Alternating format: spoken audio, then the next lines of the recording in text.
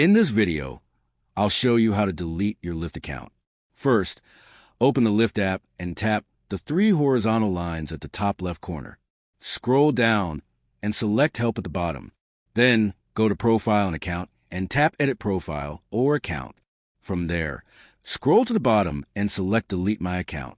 Next, tap on How to delete your Lyft account and then click the Delete My Account link highlighted in purple.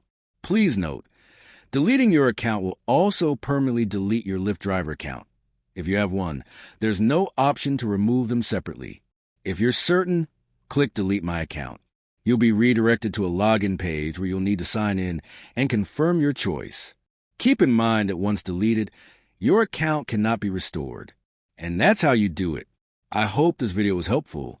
Please leave a like, consider subscribing, and I'll see you in the next one.